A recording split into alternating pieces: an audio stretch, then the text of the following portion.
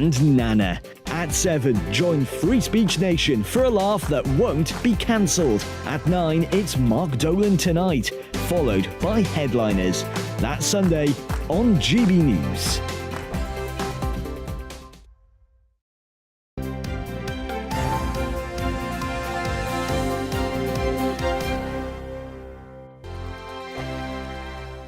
GB News is the UK's home of discussion and debate from all perspectives. To stay up to date on the latest stories, make sure that you subscribe to the GB News channel right here on YouTube. You can watch us live 24/7 across the whole world. You can also check out exclusive content and catch up on previous episodes of your favourite shows. Every day, we ask the questions that you'd ask, so why not add your voice to the conversation in the comments section? Don't forget to subscribe. We are GB News, Britain's news channel. Every night at 11 on GB News, we bring you the next day's stories the day before. Basically like time travel. If it's a big story, we'll cover it, guaranteed. But we'll also have some fun along the way. Big opinions, big laughs. Sometimes big hair. This is Headliners, the paper review show that won't send you to sleep like the others will. 11 p.m, 7 nights a week. Join us.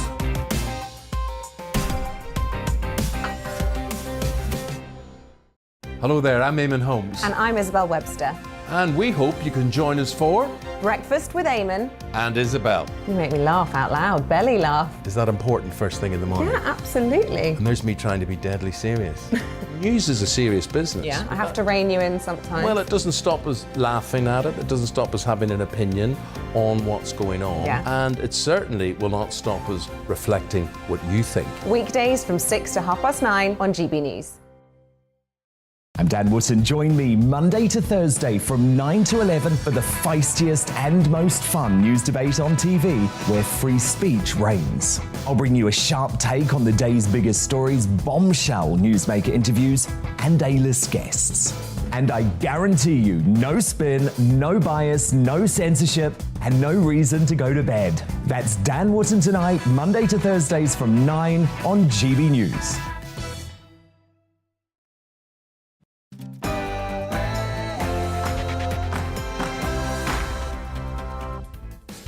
Good morning, you're watching GB News, and coming up on the political correction today, we're discussing the Chancellor's spring statement, the ongoing situation in Ukraine, developments in the P&O Ferries scandal, and the Royals Caribbean tour.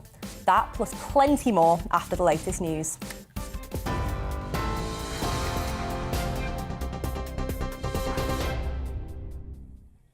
Good morning. It's just gone 10 o'clock. I'm Bethany Elsey in the GB newsroom. The White House has been swift to deny the US president was calling for regime change in Moscow. Joe Biden had said Vladimir Putin cannot remain in power and branded him a butcher. He made an impassioned speech in Warsaw after meeting with Poland's president and Ukrainian refugees. The Kremlin has responded, saying the people of Russia, not America, should choose its leader. Local media reports that the head of the self-proclaimed Luhansk Republic in the east of Ukraine says the region may hold a referendum to join Russia. 2 humanitarian corridors have been agreed for today out of the eastern regions of Donetsk and Luhansk. Ukraine's Interior Ministry says Russia has started to target fuel depots and food storage facilities. In the west of Ukraine, 4 missiles hit the city of Lviv, just 40 miles from the Polish border. Ukraine's President Volodymyr Zelensky asked Western countries if they're intimidated by Russia and demanded more military supplies. Only 1% of all NATO aircraft and 1% of all NATO tanks. 1%. We did not ask for more, and we do not ask for more. We have already been waiting for 31 days. So who is running the Euro-Atlantic community? Is it still Moscow because of threats? Meanwhile, the Ministry of Defence in the UK says Russia is now focusing on encircling Ukrainian forces in separatist regions in the east of the country, adding Russian troops are advancing from the direction of Kharkiv in the north and Mariupol in the south. In its latest update, the MOD says the battlefield remains largely static, with Ukrainian counterattacks hindering Russian attempts to reorganise their forces. A group of 52 children from orphanages in Dnipro in Ukraine have arrived at their temporary new home in Scotland. They'll stay in the Callender area near Stirling before moving to Edinburgh in the small family-style groups. Daniel Berger is the chief executive of Magan David Adam, the company that organised the flight. He told GB News it was emotional seeing the children land at Heathrow.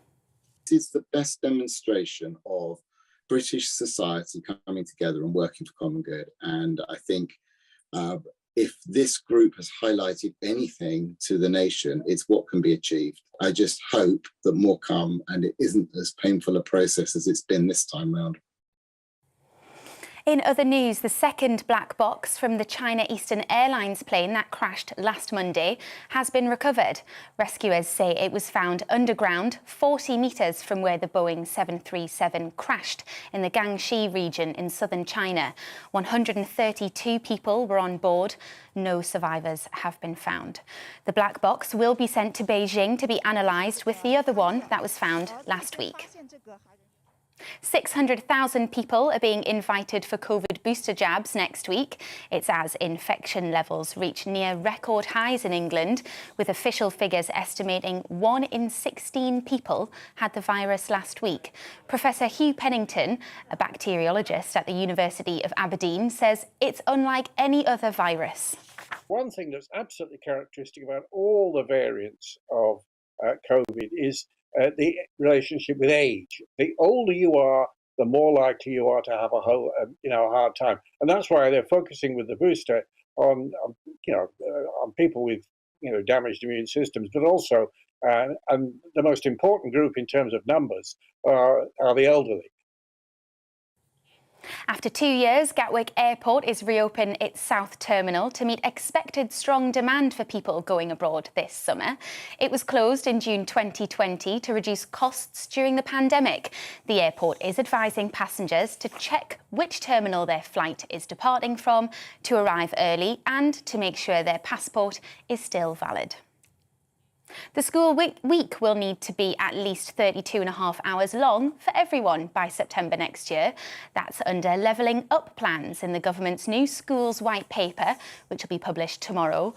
The Department for Education says some pupils are missing out on around 2 weeks' worth of schooling a year. Chair of the Campaign for Real Education, Chris McGovern, says we have a lot to learn with schooling in this country. We've got a real problem, so I hope tomorrow, when the government are going to announce further plans for the reform of education, there's going to be a bit more in that what's called a white paper than just adding 20 minutes to the school day for some schools. We are letting down a lot of young people, and we've got to prepare for the future. We're not going to do it by fiddling around with the school day for a small number of schools. We've got a giant Everest to climb. This is GB News. We'll bring you more news as it happens. Now it's back to political correction.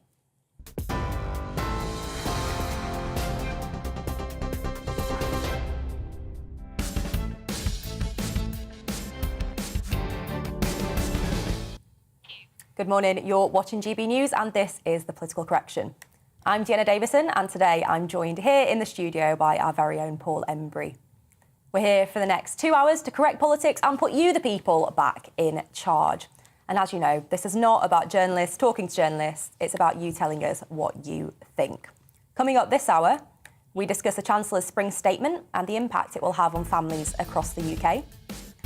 NATO leaders meet in Brussels as the war in Ukraine continues, and we discuss whether the meeting is a sign of a united front against Putin or a sign that more needs to be done to halt the ongoing invasion. And we're joined by a royal expert to discuss the royal tour of the Caribbean, which has been described as a PR disaster by many onlookers. Now, as always, we want to hear from you today, and as tonight is the 94th Academy Awards over in Los Angeles, we want to know from you what your favourite political movie of all time is, and we'll discuss it at the end of the show. So let us know by emailing us at gbviews@gbnews.uk or tweet us at gbnews. And don't forget, today's Mother's Day, so if you haven't yet, there is still time to run to your local petrol station and buy some cheap carnations and chocolate. This is The Political Correction.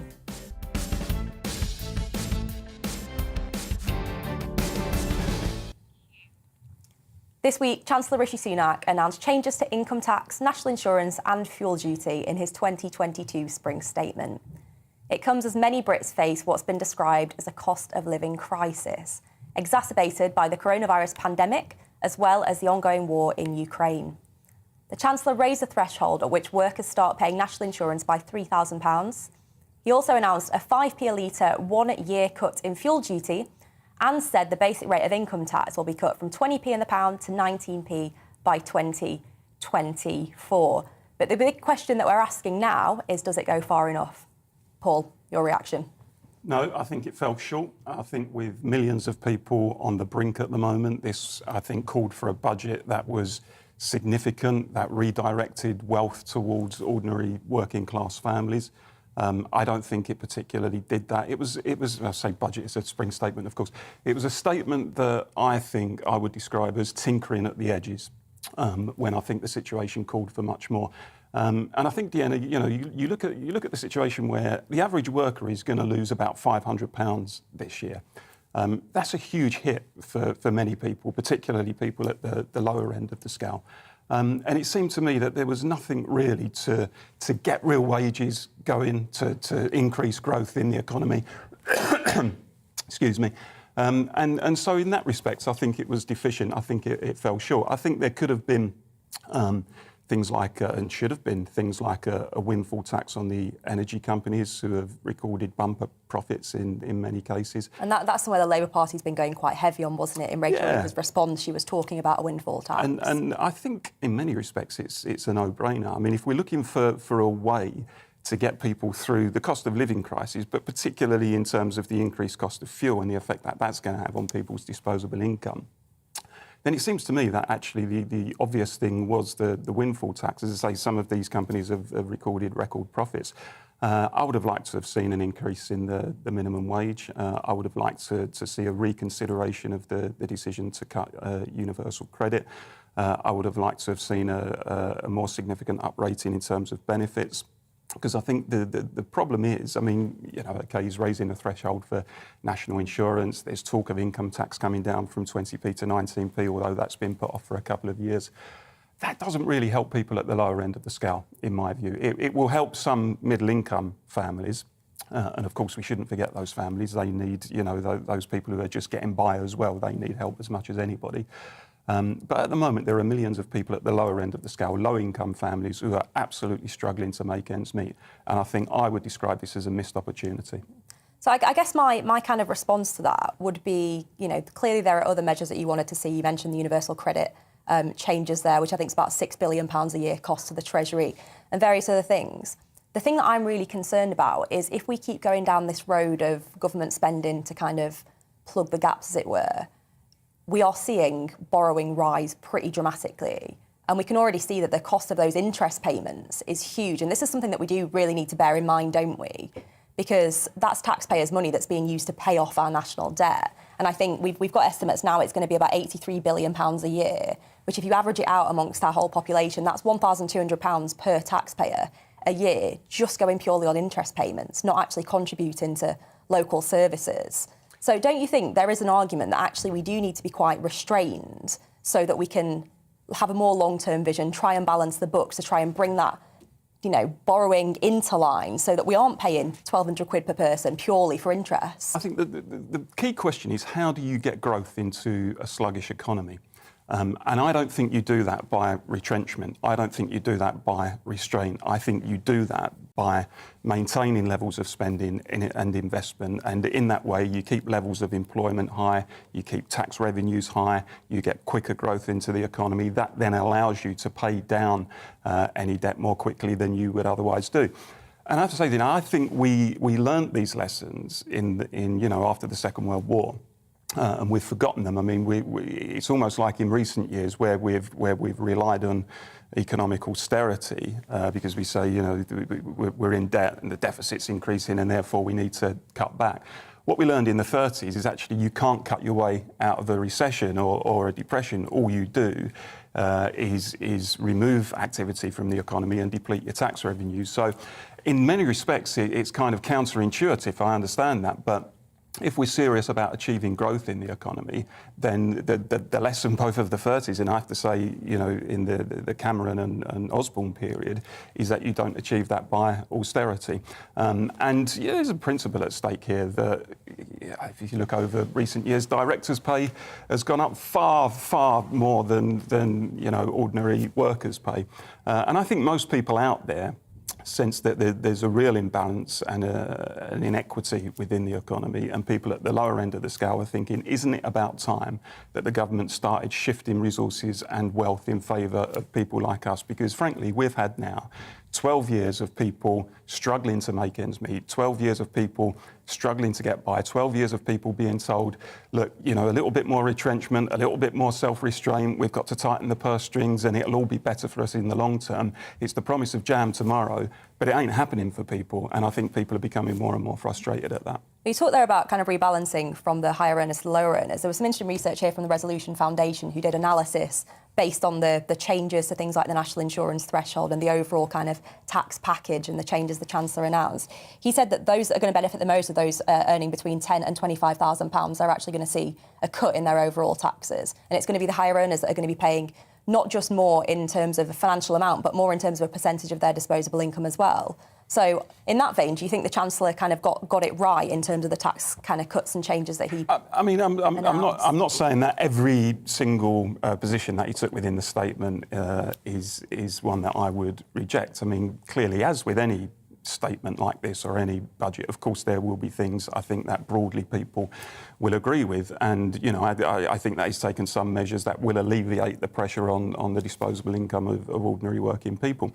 But I just think that when you're in a pretty unprecedented situation like we are now, where real wages are still falling, we had the global financial crash in 2008, we haven't really got over that. There are many people within our economy who are still suffering the effects of austerity, not least the public sector.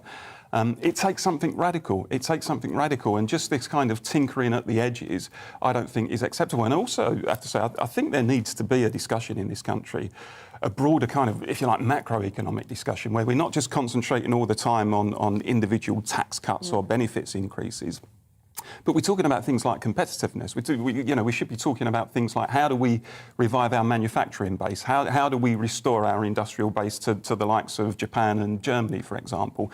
How do we make ourselves more competitive in the international marketplace? What sort of industrial strategy have we got at the moment? We don't really seem to be talking about those questions anymore. It's almost that governments now, of both colours, I have to say, because I think this was a major failing of New Labour as well.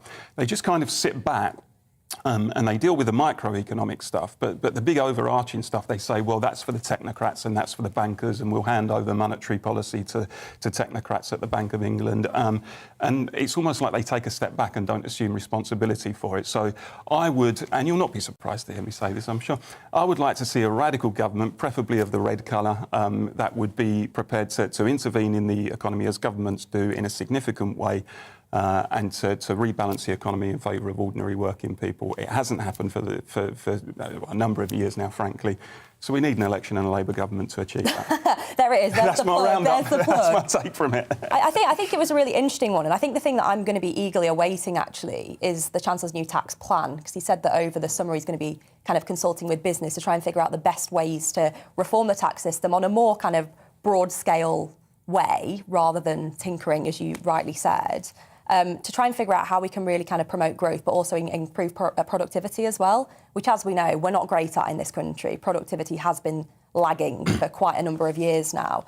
So I think kind of watch this space and see what comes out of that, because, as we know, tax incentives and tax cuts are great levers, aren't they, for promoting that growth? And getting businesses involved in those discussions surely is a really good way forward too, right? Yeah, I mean, I absolutely, you know, as a passionate trade unionist, I certainly don't say we shouldn't do business with business. Of course, you know, Labour governments absolutely should listen to business and consult with business.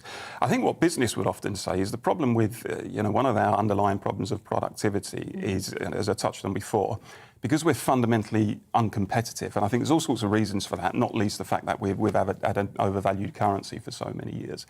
We're uncompetitive in the international marketplace, and consequently there's no real cause for people or businesses to invest. If you're uncompetitive, then why would you invest? And if you're not investing in things like, research and development, etc., then that is going to hit your productivity. And these are debates that are going to run and run. I think we could probably fill the whole 2 hours. I think we probably could. Just on that R&D point, though, it's a field I used to work in before I actually became a member of Parliament.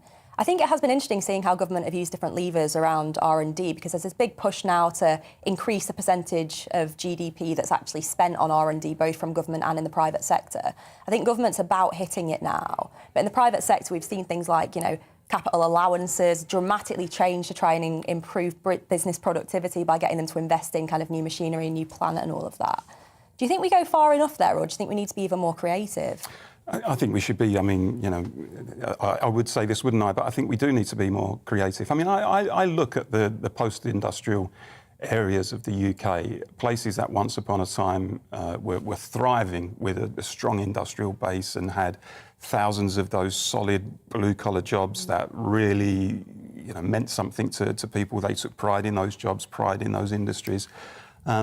And it has been ravaged, and it's been ravaged over the last 40 years because, as I say, we're uncompetitive, because I don't think anyone has truly got a handle on how to restore manufacturing, for example.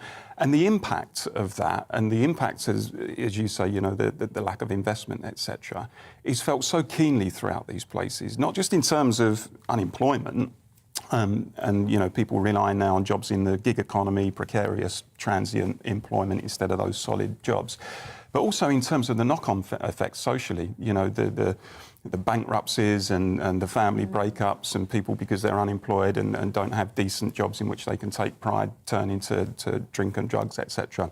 So at some point, I think somebody has got to understand what it is going to take, the kind of radical measures it is going to take to restore growth and to revive our industrial base and to restore a bit of pride in those communities that have long been forgotten. We've seen this happen in some areas, though, aren't we? Like the free ports on Teesside, for example, and all these new fantastic high-skilled manufacturing jobs being created there.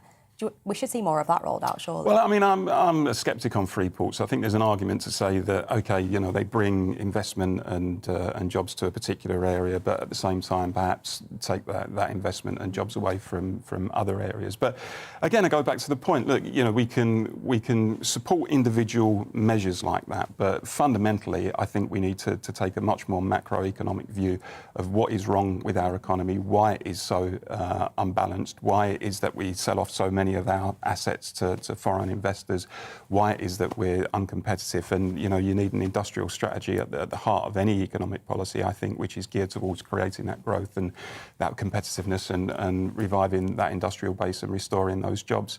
If anyone wants to listen to me about it, I'm happy to talk to them. You find me away, India. There we go, Paul Embry TED Talk. Here we go. There we go. Well, send us your views. What do you think about the spring statement? And coming up after the break, we're joined by legendary broadcaster Alistair Stewart, and we're going to be discussing propaganda with a communications expert. Don't go anywhere. As always, we want to hear from you, and as the biggest stars in the world prepare for the 94th Academy Awards tonight, we're asking which political movies that you've seen are worthy of an Oscar. Let us know by emailing us on gbviews@gbnews.uk or tweeting us at gbnews. See you after the break.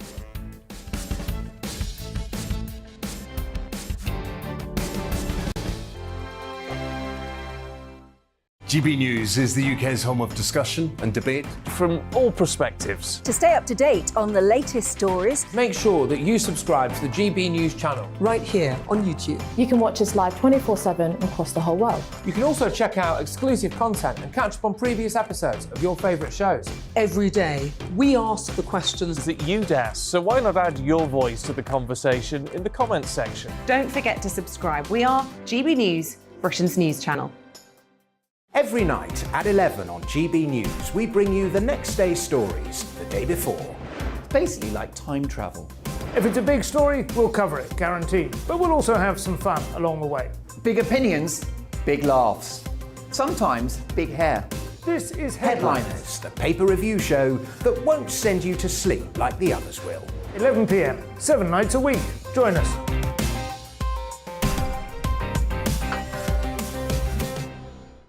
Hello there, I'm Eamon Holmes. And I'm Isabel Webster.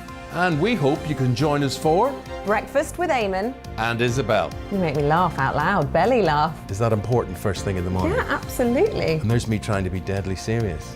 News is a serious business. Yeah, I have to rein you in sometimes. Well, it doesn't stop us laughing at it. It doesn't stop us having an opinion on what's going on. Yeah. And it certainly will not stop us reflecting what you think. Weekdays from 6 to 9:30 on GB News. I'm Dan Wootton. Join me Monday to Thursday from 9 to 11 for the feistiest and most fun news debate on TV, where free speech reigns. I'll bring you a sharp take on the day's biggest stories, bombshell newsmaker interviews, and A-list guests. And I guarantee you, no spin, no bias, no censorship, and no reason to go to bed. That's Dan Wootton Tonight, Monday to Thursdays from 9 on GB News.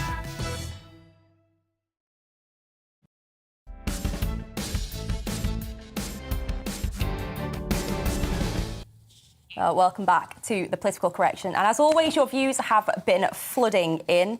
Here we've got Linda, who says no one ever mentions pensioners, admitting many don't work, so won't get hit with national insurance hikes. Our annual rise was 3.1%, but 3.1% is not a lot and amounts to very little. I wish someone had the guts to shake up the NHS. It's a wasteful money pit, which will never have enough money in its current state. We've talked about it before, haven't we, Paul, about how the NHS does need reform and that money isn't always the answer. It's part of the answer, but it needs wider reform too. And Michelle says, I am totally sick of people saying that benefits need to be increased. Finally, the Chancellor has done something for working people with the increase in national insurance, in the national insurance threshold. This will help hard-working people who earn just enough not to be on benefits. We've got Joan here talking about Ukraine. As much as I sympathise with Ukraine, I'd like to know how billions can be found for Ukraine and those coming across the channel, but only peanuts for ordinary British people. It's about time this was discussed. And Peter says, I'm on a flat rate pension, so no annual increases ever. Fuel duty will save me £20 per year, but my fuel is rising £3,000 per annum. Offering a VAT cut on solar panels is a gimmick and should have been on all goods where we pay 20%. Well, loads of views. Keep them coming in on gbviews@gbnews.uk. Now, we discussed war reporting with Alistair Stewart here on the Political Correction a few weeks ago, and his stories were absolutely fascinating. I'm sure you'll all agree. The ongoing situation in Ukraine is, of course, one of the biggest stories in Europe since World War II, and watching the scenes unfold, you really have a feeling that we're witnessing history unfold in front of our eyes. I'm delighted to say that we're joined again by Alistair to talk about what is going on. I guess my big question, Alistair, is how does the Ukraine story compare to kind of other war reporting that you've done in the past? I think that Joe Biden took it across a line yesterday in Warsaw when he invoked the notion that it was democracy versus autocracy. And I'll tell you why, and we've talked about this before. I covered the fall of the Berlin Wall in 1989, having spent my entire lifetime as the child of a nuclear bombing RAF officer. And I think so many of our generation, and I'll be talking to Margaret Beckett on my programme afternoon, many of us thought that that was it. The democracy had won and autocracy was out. And Biden, I think, was absolutely on the money when he said, no, we're now back to square one. And that message that you read out from the viewer who said about all of this money's got to be found and, you know, our contribution to the defence of Ukraine has got to be found. Fascinating in the papers this morning. Andrew Rawnsley from the left in The Observer and Janet Daly from the right in The Telegraph are both saying the peace dividend was cashed in too soon and we're now going to have to find real money if we're going to stand foursquare behind democracy internationally. So as a straightforward military conflict, which is not my area of expertise, it's intriguing, it's the fog of war. But the politics and diplomacy of it last night in Warsaw just became absolutely gripping. Well, let's talk about diplomacy and let's talk about something Joe Biden said yesterday, slightly after the interviews, where he commented that Putin's got to go. Yes. What did you make of that? Well, what I thought was intriguing were two things. First of all, the White House immediately said, that's not quite what he meant. Mass panic. When that happens, you know whether you're Boris Johnson, Joe Biden or Emmanuel Macron, you're in trouble when the boys and girls in the back room start saying, that's not quite what he meant. And the thing that struck me about it is I think that our viewers, the lovely people who send all those messages and what have you, would not have seen the problem because, you know, if he is a butcher and a war criminal, which Joe Biden has also said, then by definition he's kind of got to go, like Gaddafi kind of had to go and Saddam Hussein kind of had to go. But there is a kind of nice rule in global diplomacy that you don't actually call for it, although I actually think that Putin gave him license to do it, because Putin's been crystal clear that one of the main things he wants, apart from Crimea, Donbass and that corridor along the south in Ukraine, is he wants Zelensky to go. Now, he falsely calls Zelensky a fascist and a Nazi and all of that, which is obscene and inaccurate and untruthful, even though some of Zelensky's supporters have got slightly dodgy pasts, we all accept that. But Putin's called for regime change as well. But and again, we've got Dame Pauline Neville-Jones, who used to run spookery in this country, and is a brilliant, brilliant woman. And that's exactly the question I will put to her. I mean, I think that it's a disconnect between the world of professional politics and diplomacy and Joe and Joanna Public. And I think Joe and Joanna Public would look at the facts about Putin and what he's done in Ukraine and what he's done to his own people back home, locking up critics and what have you, would say obviously he's got to go, but apparently it's against the rules. What I try to do in situations like this, Alistair, is reverse the situation and say what would be the reaction of the other side if the situation were reversed. So on, for example, Biden calling or making it very clear when he gave that speech in Poland yesterday that Putin shouldn't remain in power. And I tweeted last night, imagine a situation where, for example, after the invasion of Iraq in 2003, which arguably, and I think was illegal, if, for example, Putin had stood on Cuban soil and said that this invasion is outrageous, it's illegal, and that man across the sea there in America should not remain in the White House, I think, I'd be interested in your view, wouldn't the reaction from the White House in that situation have been pretty ferocious? Would they have said, who do you think you are standing just a few miles away from our border telling us who we can and can't have as our president? Is that a fair way to look at things in that situation, you think? I think it is, but I would then merely repeat my point that ordinary people, voters, or in Russia, voters in inverted commas, but ordinary folk would still get it. They wouldn't see that it's simply not done. And on the Iraq situation, whether or not the war was illegal, and I think we disagree slightly on that. Okay. Because again, for me, Saddam Hussein had invaded a sovereign state, Kuwait, and I covered that war as well, as we talked about that before. It's great being as old as I am. You've been around and I was going to ask you about the Cuban Missile Crisis, actually. I thought maybe not that far back. But my dad and I often talked about it. My point being that if Saddam Hussein has illegally invaded Kuwait and has slaughtered the Marsh Arabs, all of those things that he did, and was just as good as Putin in locking up critics and doing hideous and ghastly things, ordinary people would say, well, obviously he's got to go, but it's not acceptable. And sometimes it maybe makes the point that there's a disconnect between what our leaders and our diplomats stand for and the rules of engagement and what ordinary people actually care about with a passion. And that comes out crystal clear in all of your emails, not least on the economy. I thought some of those were interesting. Can I just pick out one other one? I mean, nothing to do with me as a war reporter or anything like that, but I used to be an industrial correspondent and care passionately about that. And the person who mentioned about pensions, absolutely spot on. How easy it is that we forget that your party pledged to support the pensioners with the triple lock. Gone, we'll get back to you when we can. It was uncomfortable. If you're 70 years old and are there, you've lost your partner, you're on your Todd, and suddenly inflation's going up 7.5%, 8%, and you're going to get a 3% rise in your pension, and you have also still got to heat your house, fry your eggs, and all the rest of it, really tough. And I think that viewer had a really strong point. No, quite right. I want to go back to Ukraine. Not to try and get myself off the hook. No, I'm not sitting here listening to pin her down. Pin her down. Don't let her go. They're the key people. Just on this point about, you said the disconnect between the sort of diplomats at the top level and kind of people on the ground. I wonder, though, in terms of Biden's comments particularly, and him explicitly kind of calling for Putin to go, whether the issue there is more that it can feed into the Russian propaganda, that this is the West out to get them. And as we know, the propaganda machine in Russia is running pretty strongly at the moment. What do you make of that? Do you think that's why our leaders have to be very careful with language so it doesn't give extra ammunition to the other side? I wonder if I think you've got a point there, but I wonder if it really matters that much. Because, again, we all three of us, that's why we work for GB News, and I know you have another job as well, but our viewers are the people who matter most, and what matters to them matters to us. And I just think they would rise above that. I don't think that they would completely understand these niceties that I've banged on and perhaps banged on about a little bit too much. And it seems to me that if you're an American citizen working your what's-its off in Arkansas or Delaware in the case of Joe Biden, you're going to think to yourself, OK, this guy's suddenly come into his own.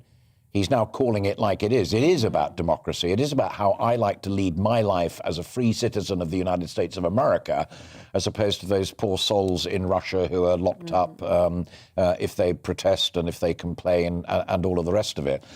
Even going back to pop groups and let alone leading civil rights campaigners. And I kind of think they maybe would want their leaders to be saying that. And Boris Johnson's recovery in the polls has been utterly intriguing. Nothing to do with the economy. That's still a mess. Sunday Times going big on, Boris and Rishi are still loggerheads over it. Boris wanted more on energy. Rishi said no. Now Rishi's maybe going to have to change his mind. What the public really like at the moment, I sense, is that he's taken a stand on Ukraine and on freedom and on democracy. And yes, he's spending our money in that pursuit. But he's now neck and neck again with Sir Keir. And your party is neck and neck again with the Labour Party. That can only be about leadership. Do you think, Alistair, then, there's truth in the suggestion that all prime ministers need a good war? I mean, I think of the early 1980s, and you'll remember, of course, that Margaret Thatcher, for the first couple of years of her premiership, struggled in the polls. Actually, we had mass unemployment, etc. Yeah.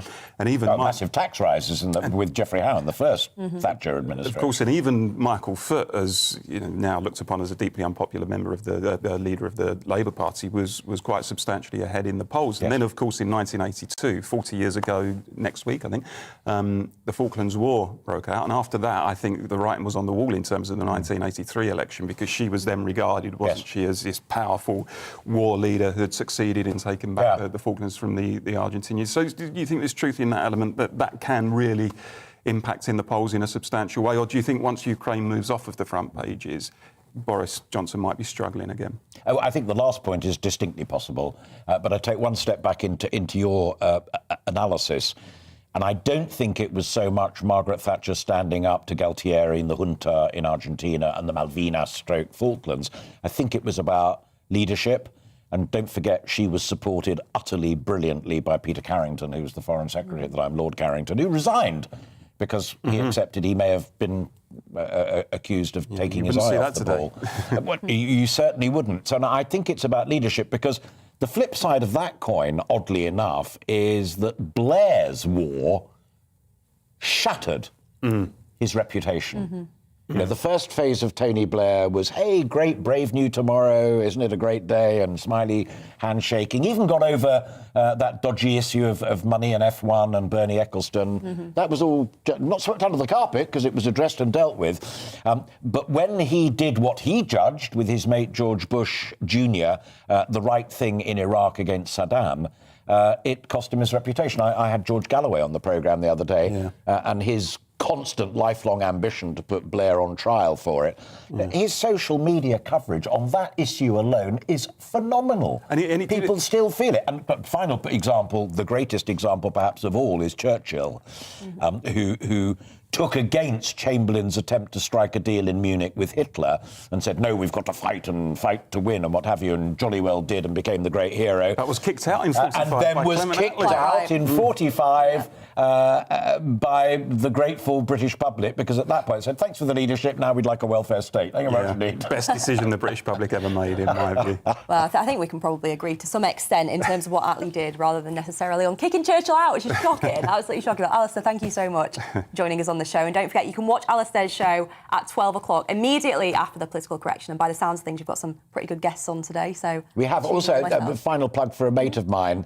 Remember George Hollingbury, who used to be, his little brother, Richard, makes brilliant cheese called Godminster. Oh, there we go. And so I'm going to ask him what the impact of the spring statement will be on a guy who's simply trying to employ people, pay taxes and make great cheese. So that's worth watching as well as all the diplomacy and politics. Perfect. So there we go. Tune in 12 o'clock for Alistair Stewart and friends. But stay with us, because coming up after the break, we're discussing the latest developments in the P&O Ferries story, as well as the royal tour of the Caribbean. And as always, we want to hear from you. And we've been plugging it already. I'm going to do it again. As the biggest stars in the world prepare for the 94th Academy Awards tonight, we're asking which political movies that you've seen are worthy of an Oscar. Let us know. Email us on gbviews@gbnews.uk or tweet us at gbnews. See you soon.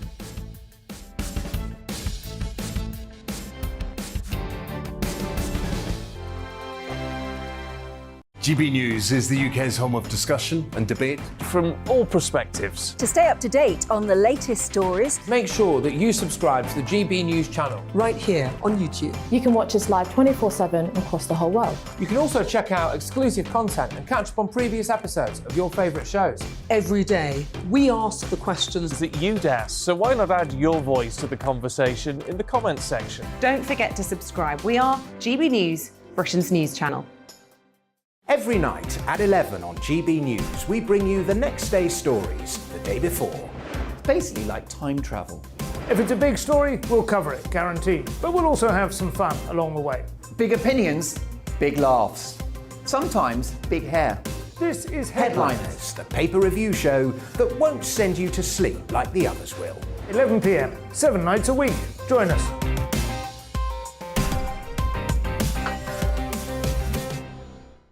Hello there, I'm Eamon Holmes. And I'm Isabel Webster.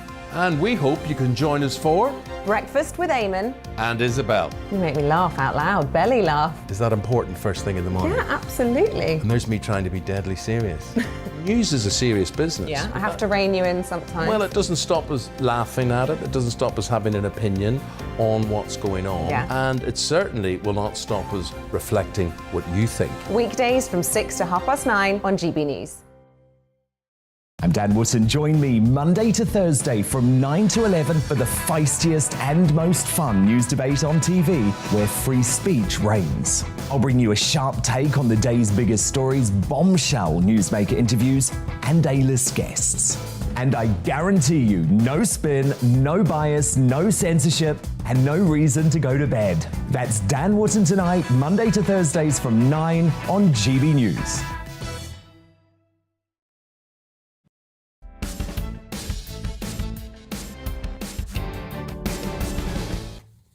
Welcome back to the political correction. And as always, your views have been flooding in.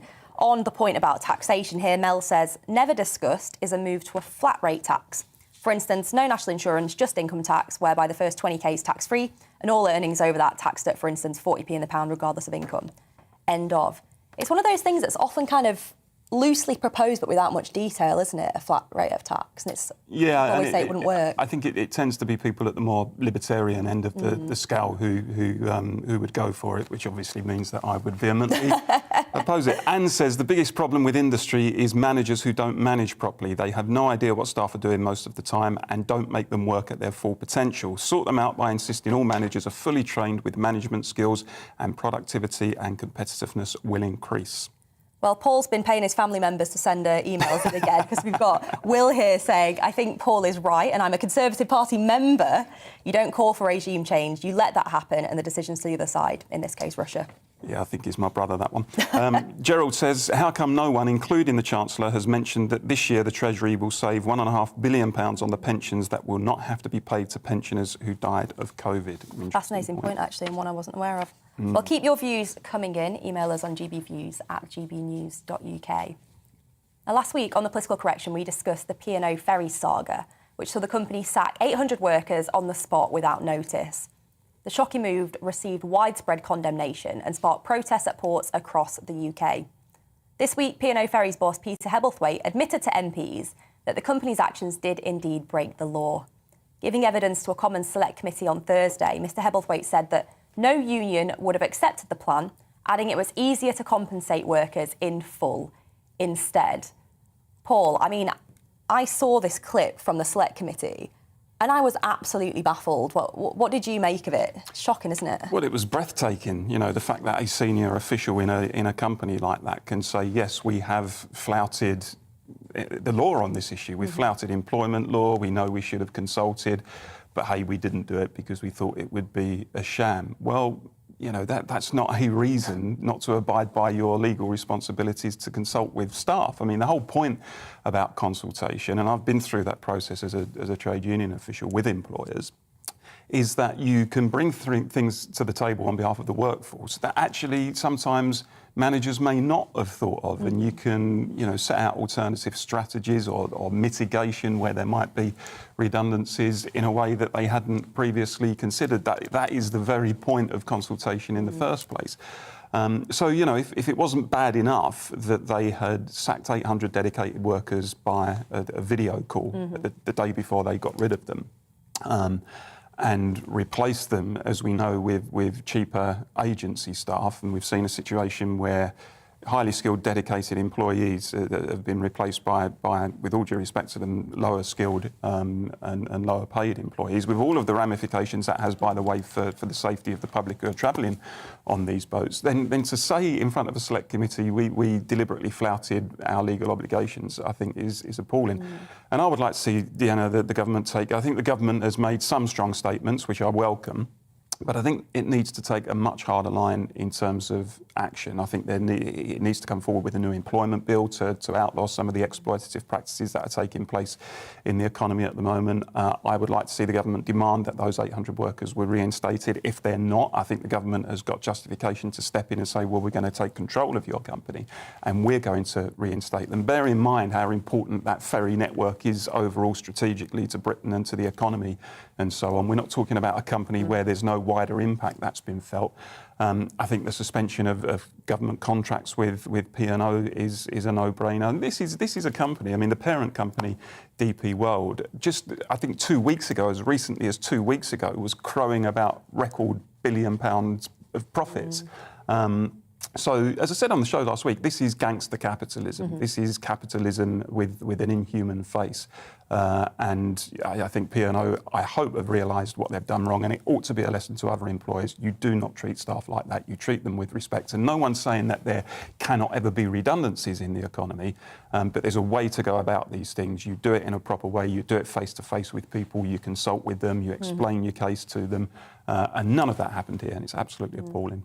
Well, I think just going back to kind of that scrutiny in Parliament, the Select Committee, I think it was really interesting hearing from Darren Jones, who's the chair of the Business Select Committee, and it was a joint business and transport session for the P&O case.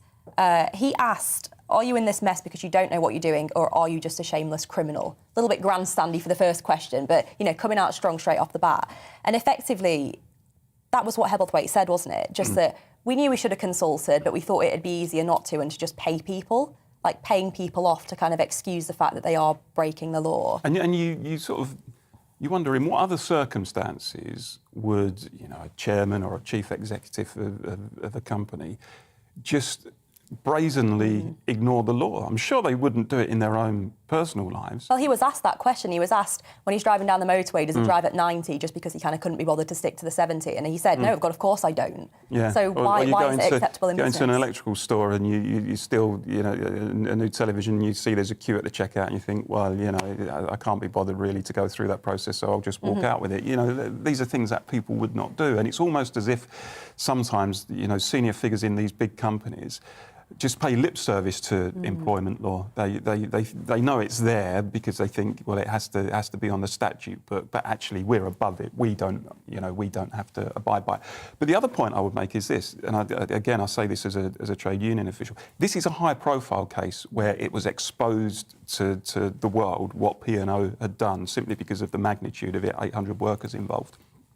There are employers across the country unscrupulous rogue employers who do this thing every day, but may only do it to a handful of people, where it never gets media attention, where people are just dismissed and they're told their job's now redundant, and often these people are not unionised, they've got no recourse to legal advice, etc. And that's why we need an employment bill where we need greater penalties for employers who do this sort of thing, where we need much closer monitoring of this sort of thing and greater enforcement by government where it happens. So, look, there are lots of good employers out there, and unquestionably there are people who treat their staff well and are suffering difficulties financially at the moment, pressures, and may sometimes need to take some pretty drastic measures. But I think we can all agree that what happened here was outrageous, and a clear message needs to be sent that any other employer thinking about this, we're going to come back at you. You cannot get away with this sort of gangster capitalism. And I certainly hope that P&O don't, and all the right words are being said. I just hope it's followed up by clear action there from the government as well. Now, as you'll know, this week, the Duke of Cambridge, Prince William, said that any decision made by Jamaica, Belize and the Bahamas on their futures will be supported with pride and respect. It comes after he and his wife, Kate Middleton, finished their Caribbean tour amid protests and controversy. There were widespread calls in Jamaica to drop the Queen as head of state, with Prime Minister Andrew Holness telling the royal couple that his country was moving on. During the week-long tour, questions were also raised about the legacy of Britain in the Caribbean and the region's colonial past. Paul, have you followed this closely? Because it has been quite a controversial visit, hasn't it? Well, it has, and I don't often follow royal visits particularly closely, I have to say, but this one's been interesting because it seems that we're going through this whole kind of self-flagellation thing again, where we're going back to the days of empire and colonialism and slavery and beating ourselves up over it, and it just seems to me, Deanna, that the agenda often is dictated by a vocal minority, but because they are so vocal, they manage to, in this case, force the royal family to make particular statements, as Prince William did when he expressed his sorrow for slavery, etc. And I understand he's more latterly has said that he may not be the next head of the Commonwealth because it may not exist in the form that it does at the moment. So, again, it seems to me that there's a small minority who are kind of dictating the agenda. And what I find really weird, really, is we went for, if you look at the end of empire, really, or roughly around the time of the Second World War, we went for 70 years where royals were able to visit these Commonwealth, former empire countries, and there seemed to be a lot of reconciliation and goodwill and people looking to the future and people uniting and saying, look, empire is no more. There were some good things about it. There were some atrocious things about it.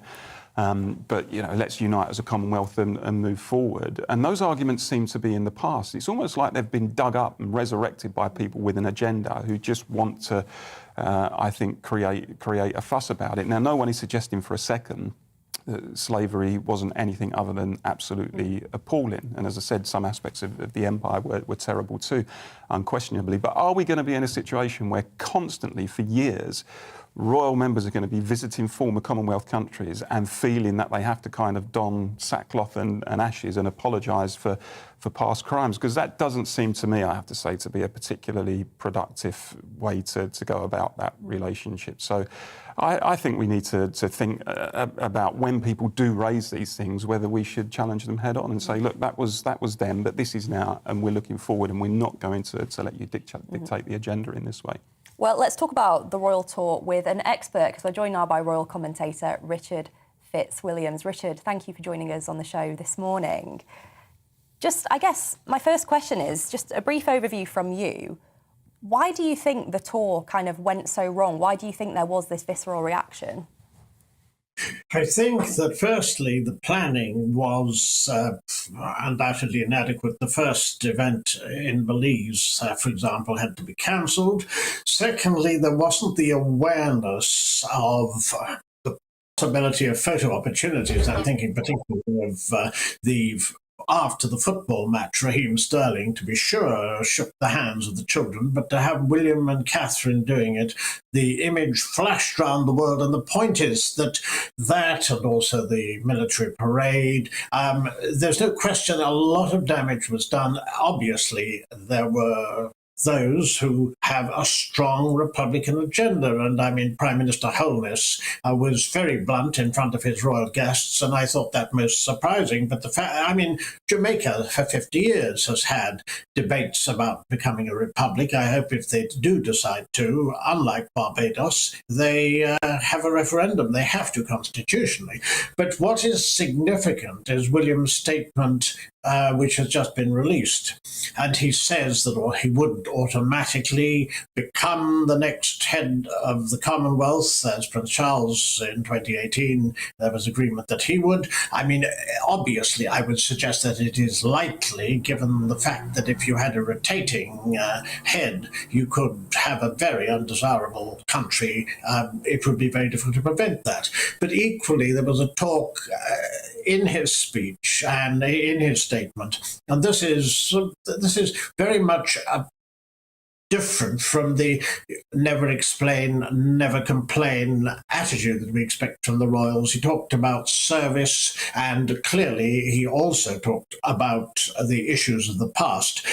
One of his speeches did dwell on the atrocities of slavery. The problem was that in the context of the Caribbean, where it's such a live issue, and also the fact that there are those, and this has just been mentioned, who have agendas that send images around the world in the era of social media, and certain images such as the parade of cadets and the fact that they went past in the Land Rover, it did have links with the colonial past, which these days seem very outdated. The point is, it's very, very difficult to have this balance and get it absolutely right.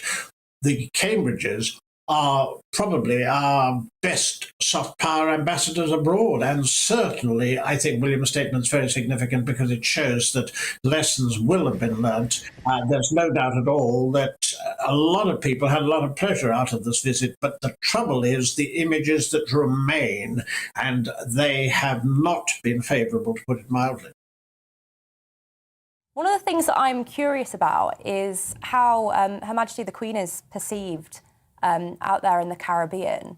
I found it interesting that the Advocates Network, who was a group of sort of academics, politicians and cultural figures from Jamaica, have effectively said that they won't be celebrating the Jubilee because they don't want to reflect well on a 70-year reign that included kind of the sort of last parts of kind of empire.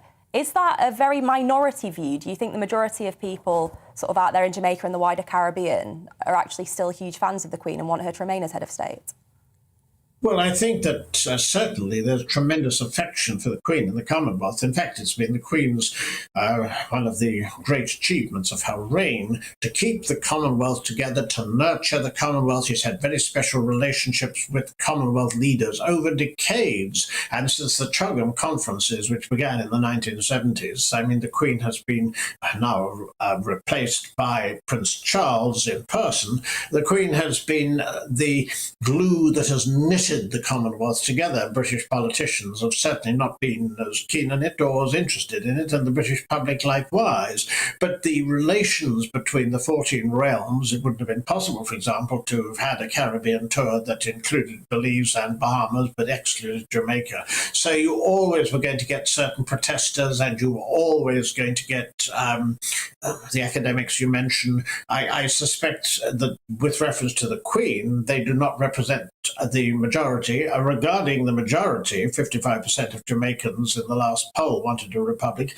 Well, they would have to have one, have a referendum if they go down that path, and then we'll see. Barbados didn't. So I would suggest the Queen is personally much revered and extremely popular. The problem with the tour was there's certain perceptions, the images remain, and they've been very, very highly criticised, even by royal commentators who are very in favour of the monarchy. Clearly, there's a lot of rethinking that must be done when it comes to future royal tours around the Commonwealth. So, Richard, let's look ahead to Tuesday, because that will be the Prince Philip Memorial. What can we expect to see there, and who can we expect to be there? Well, there will be those who represent the charities that he was linked to. I mean, there will be several hundred of those because he was almost unbelievably linked to over 700 organizations. There will be, of course, the members of the royal family. We don't know yet whether the Queen will definitely be attending, but of course she will most emphatically wish to do so. And there will be other European royals, families, representatives of a variety of institutions that Prince Philip had links with, and unquestionably there'll be a fascinating mix. We haven't heard the details of the service yet, but nonetheless, you can imagine that there'll be humour, there'll also be nostalgia, and I mean, looking back at Prince Philip, the extraordinary thing is that he was able to do what he did, both supporting the Queen, living an amazing life that was much of it devoted to charitable activities, and also having a full sporting career also, it seemed to me. So if you wanted the Iron Duke who was superhuman, I would suggest that he was an example. Brilliant. Well, Richard, thank you so much for joining us this morning to talk about the royal tour of the Caribbean, but also more broadly about the royals. But one quick question before you go. As you know, we're talking about the Oscars today and which political movies we think are Oscar worthy, but I want to mix it up for you. Which royal movie do you think is worthy of an Oscar? Well, for example, The King's Speech, which won the Oscar for Best Picture, and Colin Firth playing George VI, the Queen's father, a marvellous performance, and a movie that brought home to another generation what George VI, who succeeded Edward VIII, who abdicated in 1936, actually went through with a stammer, which was helped by Lionel Logue, the speech therapist, played by Geoffrey Rush. That was a deeply, deeply moving film, and it did very well at the Oscars. Also, Helen Mirren, remember, won for playing the Queen. She dedicated the statuette to the Queen. I mean, this evening, what is so exciting is that you've got The Power of the Dog, a mesmeric western with the theme of revenge and love, and also fascinating visuals versus Child of Death adults. It's an extraordinary mix, but it's too close to call. And it'll be, or should be, exciting. I just hope people watch. It was 10 million last year, down from 20 million the year before, and the Oscars needs our support, even if it is at a weird hour tomorrow morning. Well, we'll certainly be watching, Richard. Thank you so much for joining us. Now, coming up after the break, we're joined by member of the Scottish Parliament, Pam Gosal, to discuss her valuable work in Holyrood, so stay with us.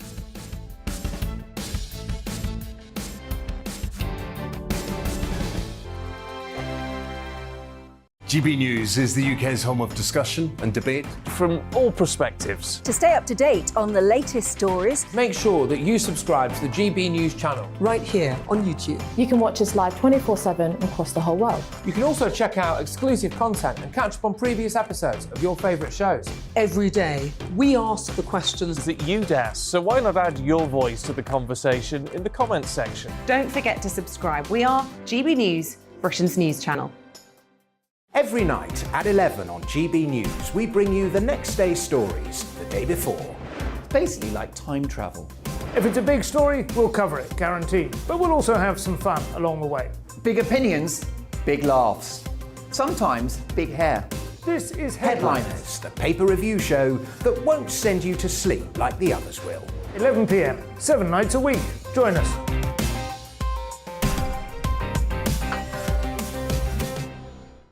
Hello there, I'm Eamon Holmes. And I'm Isabel Webster. And we hope you can join us for Breakfast with Eamon and Isabel. You make me laugh out loud, belly laugh. Is that important first thing in the morning? Yeah, absolutely. And there's me trying to be deadly serious.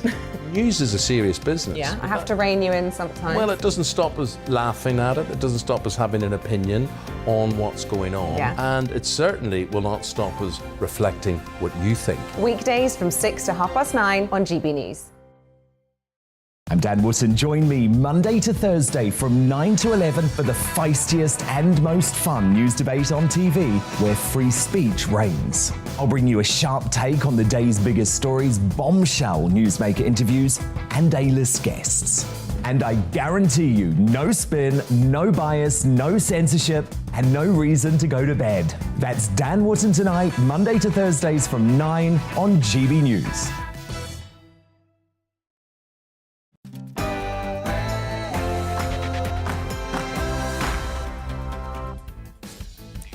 Good morning. You're watching GB News, and coming up on the political correction today, we work for you with a Conservative member of the Scottish Parliament. May's local elections. How will Boris Johnson fare at the polls? And we'll speak to a top constitutional lawyer about the legacy of the Fixed Term Parliaments Act. And ahead of the Oscars tonight, what are your top political films of all time? Let us know at GBViews at gbnews.uk. That plus plenty more after the latest news.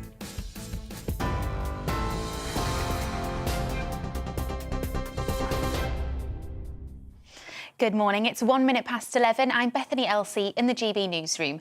The chief of Ukraine's military intelligence is warning Russia is trying to split Ukraine in two by uniting occupied territories in the east. It's after failing to taking the entire country. Local media reports the head of the self-proclaimed Luhansk Republic has said the region may hold a referendum on joining Russia. 2 humanitarian corridors have been agreed for today out of Donetsk and Luhansk to evacuate civilians. Ukraine's head of military intelligence predicts Ukrainian guerrilla warfare will begin soon in those occupied regions. Western Ukraine, which has been largely unaffected by shelling during the conflict, has come under increasing fire in the last 24 hours. The country's Interior Ministry says Russia has started to target fuel depots and food storage facilities in Lviv. Overnight, 4 missiles hit the city, just 40 miles from the Polish border. Ukraine's President Volodymyr Zelensky has asked Western countries if they're intimidated by Russia and demanded more military supplies. Only 1% of all NATO aircraft and 1% of all NATO tanks. 1%. We did not ask for more, and we do not ask for more. We have already been waiting for 31 days. So who is running the Euro-Atlantic community? Is it still Moscow because of threats? The White House has been swift to deny the US president was calling for regime change in Moscow. Joe Biden called Vladimir Putin a butcher and said he cannot remain in power. He made an impassioned speech in Warsaw after meeting with Poland's president and Ukrainian refugees. The Kremlin has responded, saying the people of Russia, not America, should choose its leader. A group of 52 children from orphanages in Dnipro in Ukraine have arrived at their temporary new home in Scotland. They'll stay in the Callander area near Stirling before moving to Edinburgh in small family-style groups. Daniel Berger is the chief executive of Magan David Adam, the company that organised the flight. He told GB News it was emotional seeing the children land at Heathrow. It's the best demonstration of British society coming together and working for common good. And I think if this group has highlighted anything to the nation, it's what can be achieved. I just hope that more come and it isn't as painful a process as it's been this time round. In other news, the second black box from the China Eastern Airlines plane that crashed last Monday has been recovered. Rescuers say it was found underground, 40 metres from where the Boeing 737 crashed in the Guangxi region in southern China. 132 people were on board. No survivors have been found. The black box will be sent to Beijing to be analysed with the other one that was found last week.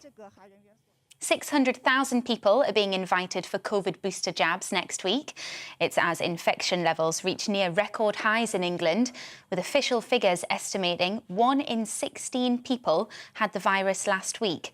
Professor Hugh Pennington, a bacteriologist at the University of Aberdeen, says the virus is unlike any other.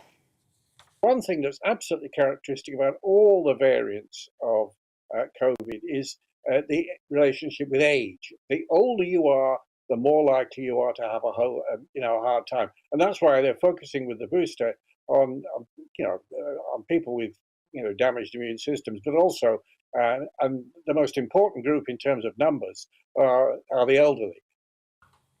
The school week will need to be at least 32.5 hours long for everyone by September next year. That's under levelling up plans in the government's new schools white paper, which will be published tomorrow. The Department for Education says some pupils are missing out on around 2 weeks' worth of schooling every year. And Gatwick Airport is reopening its south terminal to meet expected strong demand for people going abroad this summer. It was closed in June 2020 to reduce costs during the pandemic. London's Gatwick Chief Executive Officer Stuart Wingate says travelling is now almost back to how it was pre-pandemic. The summer season ahead of us, we're going to start to see more airlines operating at the airport, and we're going to start recovering back towards 2019 passenger levels. There's absolutely no question that there's strong demand. We know that by talking to all of our key airlines.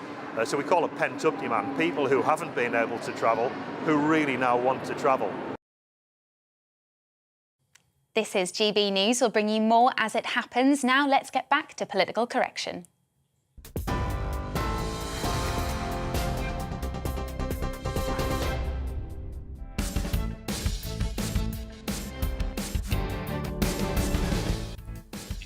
Good morning, you're watching GB News and this is the political correction. We're here for the next hour to correct politics and put you, the people, back in charge. And as you know, this is not about journalists talking to journalists, it's about you telling us what you think. Coming up this hour, we work for you with a Conservative member of the Scottish Parliament who'll tell us about her work in Holyrood and her West Scotland constituency. May's local elections. Could the war in Ukraine dominating the headlines be Boris Johnson's electoral redemption? Polling analyst Lord Robert Hayward joins us in the studio to discuss this. And the Fixed Term Parliaments Act was finally repealed this week. We'll speak to Dr Robert Craig about its constitutional and political legacy. With anything else we talk about today, tell us your views by emailing me at gbviews@gbnews.uk or tweeting us at gbnews. This is the Political Correction.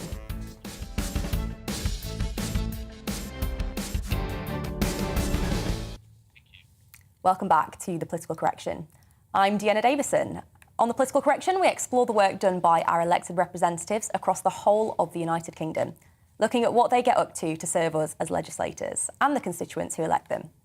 This week, for the first time, I'm delighted to be joined by a member of the Scottish Parliament, Pam Gosal MSP, to tell us about her work in Holyrood and her regional seat of West Scotland.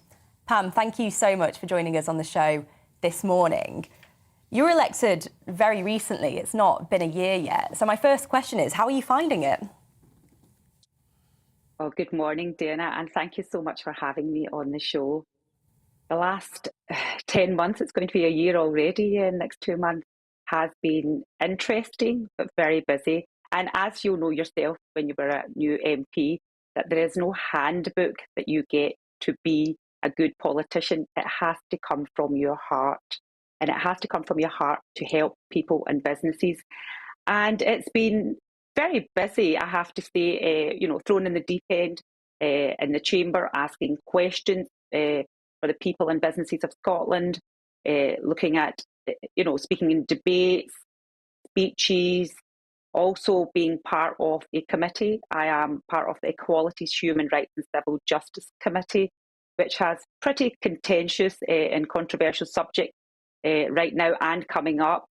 So it's very important that we listen to the witnesses. I'm also leading on 2 CPGs and part of some CPGs. And not to forget, in my constituency in the west of Scotland, having regular different surgeries. Obviously, everybody's had a hard time through the pandemic to adapt their surgeries to make sure that that people can still be accessing their local MSP. And also, I have to say, I'm very proud to be the Shadow Minister of Further and Higher Education, Youth Employment and Training, which I had my first business parliamentary motion on apprenticeships week. So, yeah, it's been busy, but very, very interesting. Well, you've certainly got off to a flying start in 10 months, and you're also already pushing through your very own bill about domestic abuse. Tell us a bit about that. Well, domestic abuse has really risen in the last 5 years in Scotland. You're talking about around 65,000 cases were reported, incidents reported to this, Police Scotland in 2020 to 2021. But also what 2020 to 2021 seen was a rise in charges recorded as well. You're talking about around about 2,700 cases in 1 year. That was the rise, which is absolutely terrible. And in my own area in the west of Scotland, we have an area which is West Dunbartonshire, with the second highest when it comes down to domestic abuse reported in Scotland. So you can see how important that issue is. And also, I think what people don't see is that these incidents, whether they're reported or charged, these are real people, human beings behind that, broken homes, broken families, and a lot of incidents that go unchecked and nobody knows about.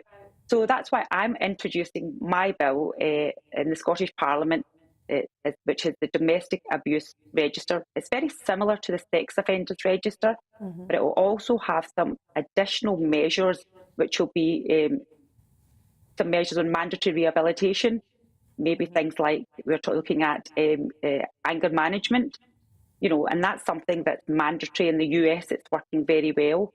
But also, I just want to touch on, obviously coming from the BAME background, what it means to me. When I was growing up, I remember my mother's shop across the road from our flats, and mum going into the shop and talking to many ladies coming through that door, not to buy items, but just be there in a safe place to talk about what's happening. So I've seen growing up firsthand people being bruised, bleeding, crying, which at a young age I didn't know what it was. And I believe that there has to be some kind of safe haven for women as well that they can go to and talk about it. Now, one size does not, unfortunately, fit all, because, we've had some witnesses on our committee, and they've talked about during the pandemic that they found that services could not cope with, especially victims from BAME communities, because they could not understand their culture, the family background. So I feel that's another area that we need to tap into. Also, I just think that it's been far too long that Scotland has suffered under the SNP's hands of a soft justice system. It's the victims that suffer while the criminals are allowed to roam free out there. So I think this bill will be a very interesting bill, but I think it will be a bill that will really help victims, but it will also help people not to reoffend, because out of that 65,000, Dana, more than half were reoffenders, which is absolutely terrible. We need to make sure that we are helping those victims, and it's only the Scottish Conservative Party that can really reach out and help those victims. So I guess on a bill like this, one of the most important things is that cross-party working, isn't it, in order to try and drive a bill through. How are you finding that? Because I think before you kind of get into politics, there can sometimes be an assumption that it's always like it is in sort of First Minister's questions with that sort of back and forth. But actually, are you finding that there's a lot more kind of consensual cross-party working going on? Yeah, cross-party work, obviously I'm very fortunate to be on the committee I'm on. We have many bills come through, whether it's to do a ban with conversion therapy, minors pardon, and there'll be many more coming through as well. So I've started working that cross-party. We've been working right along. And, Scottish Conservatives are really there to work cross-party to make sure that we are working for the people and businesses in Scotland. So in relation to this bill, it's very much new. We introduced it, obviously, announced it in our conference at Aberdeen. And from there on, I did ask the First Minister a question just there last week in relation to the bill, obviously talking about that the system that is not, it's not good enough that's in place. With 65,000 being reported and more numbers coming in, something more has to be done. She did reply by saying that she would take some consideration. So let's see how that works. But I'm very happy to work with all cross-party, my colleagues. But let's not forget the people out there, the victims, and the support groups that support them. So I'll be working with everybody right through the consultation and before the consultation starts. Brilliant. Well, Pam, thank you so much for coming on this morning and talking about your domestic abuse register bill. You'll have to come on when that bill's progressing to let us know how it's going. So we'd love to have you back. Thank you so much, Pam. Thank you. Now, the Prime Minister is facing a verdict on his leadership in a few weeks' time, with voters across Britain set to head to the polls for local elections on the 5th of May. With successive crises and scandals punctuating his time in office, as well as the escalating plight over the cost of living. In normal times, this would spell bad news for a governing party in midterm elections. However, recent polling analysis suggests that the ongoing war in Ukraine may be the Prime Minister's electoral redemption if it's still superseding the cost of living crisis in the headlines by the time polling day comes around. So what could the current situation mean for the outcome of the local elections? And will the Prime Minister survive yet another political predicament at the polls? Joining us to discuss this, I'm delighted to say, is Conservative peer and opinion polling analyst, Lord Robert Hayward. Thank you for joining us this morning. You gave an interview to The Eye last week where you suggested that actually, if the war in Ukraine is still ongoing, that the polls might not take much of a hit regardless of cost of living. Do you still stand by that? I do. It's a difficult thing to say, but the reality is that Ukraine is quite rightly dominating the political scene, not only in this country, but across the whole of the world, as we're seeing overnight. And people's attention is there.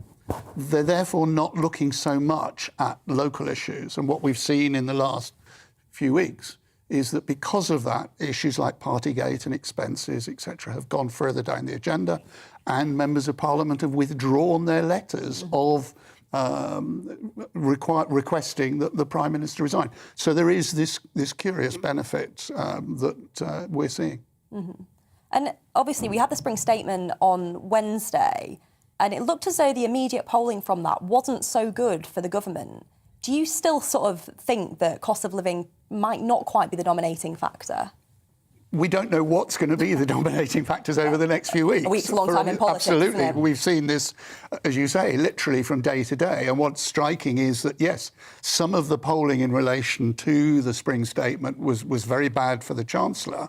But interestingly enough, at the same time, national opinion polls don't seem to have shown that shift. Slight twitch is all one could describe it as.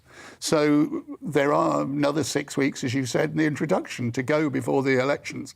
So we really won't know. But what we are seeing is that people's political commitments are varying quite markedly.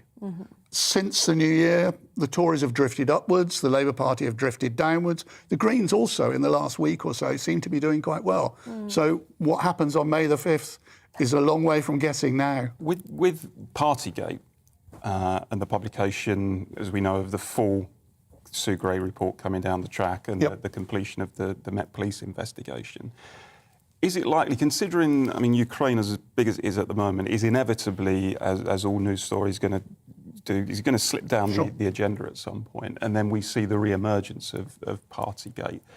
Isn't that a potential point at which the pressure piles back onto Boris Johnson, particularly if the report says actually the Prime Minister did break the law or broke the guidance? He's still going to be in big trouble in those circumstances, isn't he? There's no question, but it's a question of timing.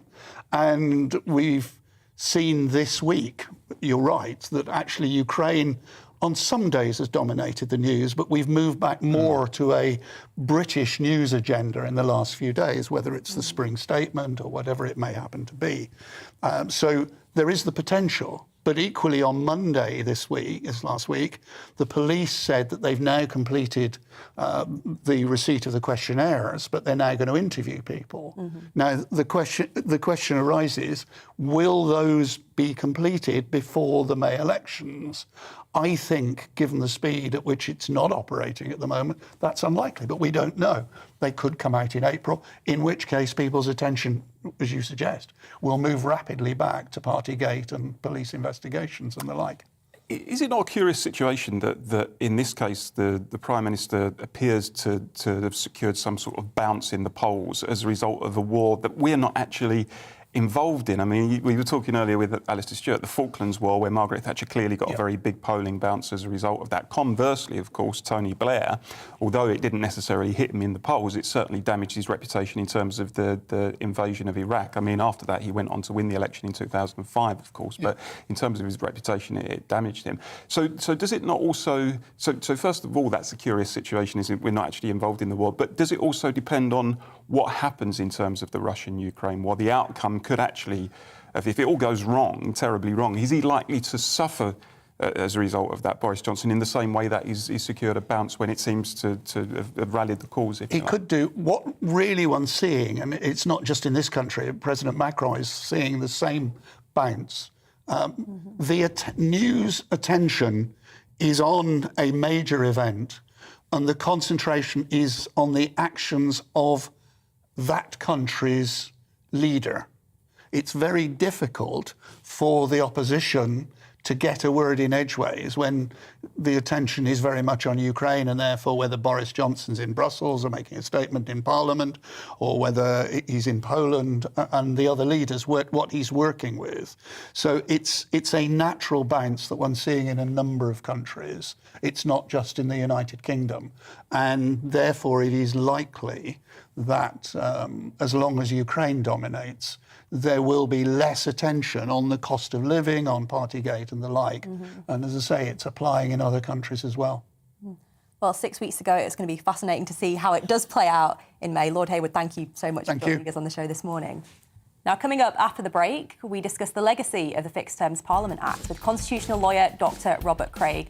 And we have our regular Common Ground segment with Father Nadeem Nassar.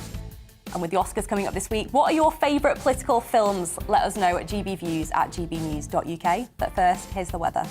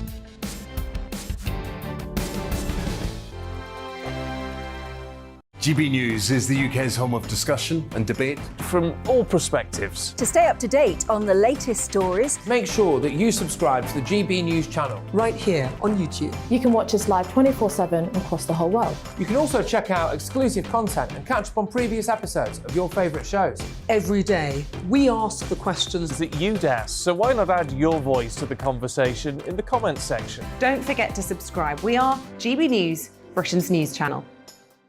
Every night at 11 on GB News, we bring you the next day's stories the day before. It's basically like time travel.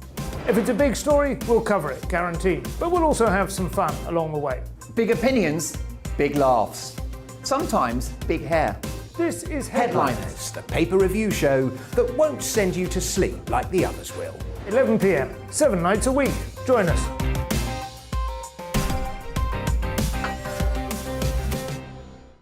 Hello there, I'm Eamon Holmes. And I'm Isabel Webster. And we hope you can join us for Breakfast with Eamon. And Isabel. You make me laugh out loud, belly laugh. Is that important first thing in the morning? Yeah, absolutely. And there's me trying to be deadly serious.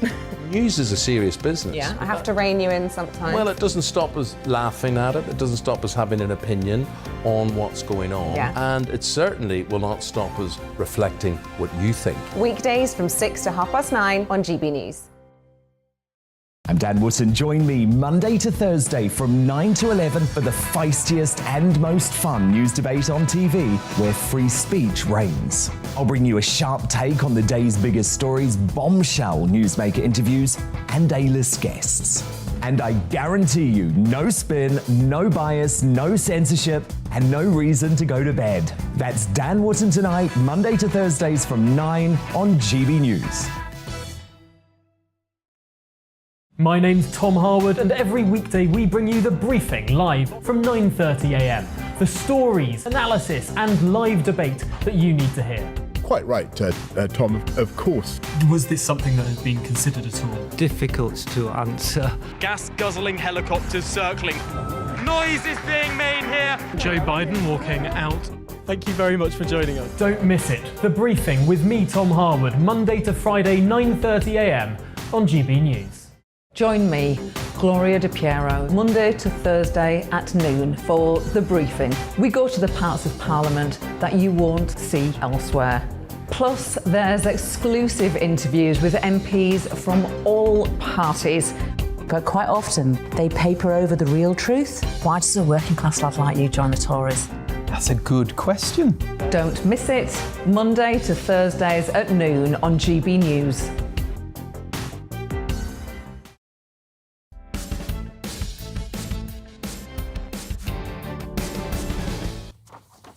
Welcome back to The Political Correction. Fixed Term Parliaments Act was officially repealed this week after the Dissolution and Calling of Parliament Act received royal assent. Fixed Terms Parliament Act, brought in by the Cameron-Clegg coalition government, consolidated the length of each parliament to 5 years, unless the House of Commons voted by 2/3 to hold an early election. The legislation removed centuries-old prerogative powers from the Prime Minister and the monarchy to decide when to dissolve Parliament and call an election. However, since its inauguration in 2011, we've seen 3 general elections held in the space of 5 years, as well as successive gridlocks when MPs rowing over Brexit neglected to put themselves in front of the electorate on 3 successive occasions. So what is the constitutional legacy of the Fixed Terms Parliament Act and what will we see in its place? Well, joining us now to discuss this is Public and Constitutional Law Lecturer at the University of Bristol, Dr. Robert Craig. Robert, thank you for joining us Thank you for having on the show today. So, first of all, what does it mean? The fact that this has been repealed, what will it actually look like? So it's going to go back to the old system. So they've revived the old prerogative of dissolving Parliament, which was effectively a power held by the Prime Minister in reality to choose when to call an election. Mm-hmm. So that means, realistically speaking then, today, if the Prime Minister stood up and said, we're having an election, there'd be one in 5 or 6 weeks' time.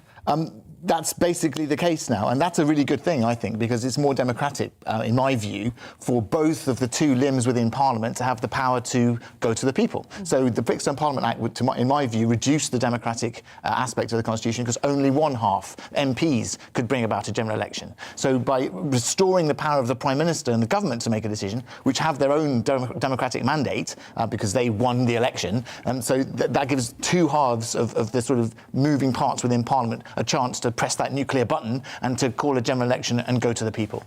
Do you think the sort of desired benefit of the Act to try and hold the coalition together for that sort of full term is actually also a huge negative in the sense of what we saw over the sort of Brexit negotiations and Brexit votes? Well, opinions differ on this, but my view is that the trouble we saw in Brexit was in part caused by the Fixed Term Parliament Act, because precisely because Theresa May couldn't threaten the backbenchers with a general election, it meant that the political cost of voting against the government on their flagship policy, on central plank of their entire government, could be voted down without any consequences. And that led to these machinations where you saw backbench MPs basically stepping in and putting forward bills and taking over various procedures of the House of Commons that was created all kinds of trouble. And in my view, was in large part, well, it certainly wasn't helped by the Fixed Term Parliament Act, but my view was in fact caused in large part by that. So, whereas in years gone past, Robert, if a government suffered a loss of no confidence vote in the House of Commons, it was a given, wasn't it, that the Prime Minister would have to go to the Queen, who would approve the dissolution of Parliament. There'd be a general election. My understanding, I think the Act was a constitutional outrage. I don't think there was any defence for it at all. My understanding is those circumstances where there'd been a loss of a no confidence vote, there was still 14 days effectively where the Prime Minister or somebody else could try to cobble together another arrangement, perhaps a confidence and supply arrangement or something like that, without explicitly being under any obligation at all to go to the country, even though it had been shown that they couldn't maintain the confidence of the House of Commons. I mean, that's right. Yeah, well, the Fixed Term Parliament Act was a legal regulation of a political constitution. And that was my central problem with it when I wrote about why I disagreed with it. And you're right, because what they did is they invented this 14-day thing, which never existed before. And that created that as a real sense of uncertainty, because no one knew if the government resigned, whether or not you have, or didn't, or refused to resign, could an opposition government be formed? Could a different coalition be formed? Who would then? It was a very, very complicated situation was created. Whereas the previous system had its faults, but everyone knew how it worked. Yeah, and I think that you mentioned the vote of confidence. Confidence is at the heart of the political constitution. So everyone knows that the government must maintain the confidence of the House of Commons. And that confidence is actually two levels. You've got to maintain the confidence of the House of Commons, but the Prime Minister has now regained the right to try and get the confidence of the people. And that's what was taken away. And it was that two levels of confidence that was removed, and that's less democratic, because you can't go to the country and say, do you support our policy? You have to go through the MPs first. And it was created an imbalance between those two elements, the executive within Parliament and the legislature within Parliament, which is being restored. And I think that's a very good thing. And we had, I mean, would you agree, we had effectively a zombie Parliament going up to 2019, in my view, where, I think, as you said in the intro, there was no acceptance by MPs who were blocking legislation that actually they should dissolve Parliament and put themselves to the country. They were quite happy, in order to stop Brexit, to continue blocking the legislation but never putting themselves before the voters and being answerable for it. A zombie Parliament would be a fair description. I totally agree, and it raises a really important issue, which is that Oliver Letwin, for example, was running bills through Parliament. Now, normally you go to the dispatch box and you're held to account for your decisions in doing. That's what the executive does. And he made some pretty ill-advised statements that the backbenchers had become a kind of cabinet and a kind of executive. But our system is designed so that you are held to account, and the confidence of the House of Commons, if you are proposing to be the executive, or in this case a quasi-executive. None of this could have happened if the Prime Minister could, in my view, if the Prime Minister could at any point have said, this is the confidence issue. If you don't vote my deal through, then I'm going to call a general election. Then there would have been a tipping point. A decision would have to be made. And if she'd fallen, there'd been a general election, that would have resolved it. If she hadn't fallen and had got it through, then that would have resolved it. And the zombie element that you talk about, absolutely correctly, was that months and months of drift, when it was in the interests of certain people, MPs in Parliament, not to do anything because they wanted to delay. And it was the decision that led to all kinds of other machinations, like the prorogation, which again was a tactical move to put pressure on backbench MPs, to put pressure on the European Union, and to show that they were serious. And then the courts got involved. So it had this spiralling effect, which caused nothing but harm, in my view. So to return to the status quo ante is definitely an improvement, in my view. Well, not for the first time here on the Political Correction. I think we have unanimous agreement. Getting rid of this act is absolutely the right thing. Well, I'll just say one thing. The Labour Party also committed to removing it. Yes. So there was a consensus. So this is not a party political point. Yeah. We like consensus. We like consensus on this show. Well, Dr. Craig, thank you so much for joining us this morning. Now stay with us, because coming up on the Political Correction, our Common Ground segment with Father Nadeem Nassar. Sports commentator Aidan McGee discusses the upcoming World Cup in Qatar. And at the end of the show, we'll be discussing what are your favourite political films. You've still got time to let us know on GBViews at gbnews.uk. All this and more coming up, but first, here's your latest news.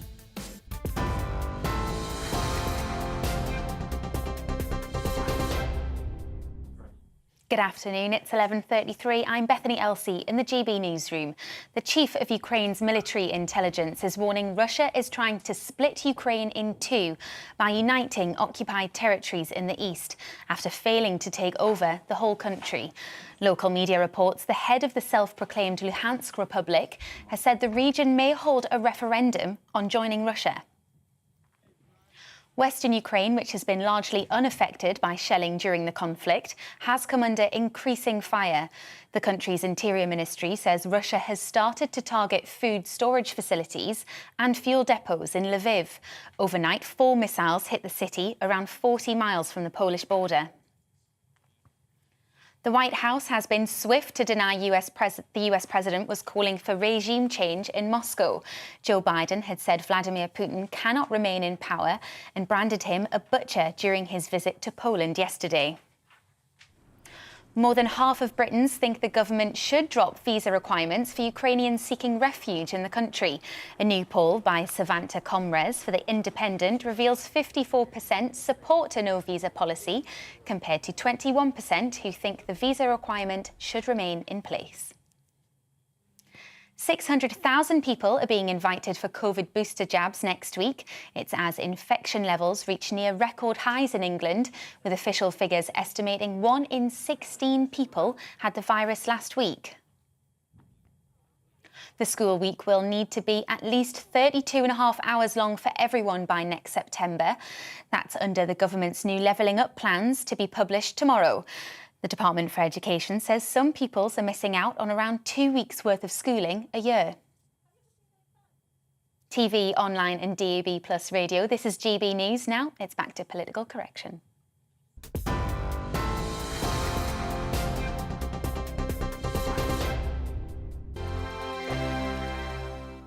GB News is the UK's home of discussion and debate from all perspectives. To stay up to date on the latest stories, make sure that you subscribe to the GB News channel. Right here on YouTube. You can watch us live 24/7 across the whole world. You can also check out exclusive content and catch up on previous episodes of your favourite shows. Every day, we ask the questions that you'd ask, so why not add your voice to the conversation in the comments section? Don't forget to subscribe. We are GB News, Britain's news channel. Every night at 11 on GB News, we bring you the next day's stories the day before. It's basically like time travel. If it's a big story, we'll cover it, guaranteed. But we'll also have some fun along the way. Big opinions, big laughs. Sometimes big hair. This is Headliners, the paper review show that won't send you to sleep like the others will. 11 p.m, 7 nights a week. Join us.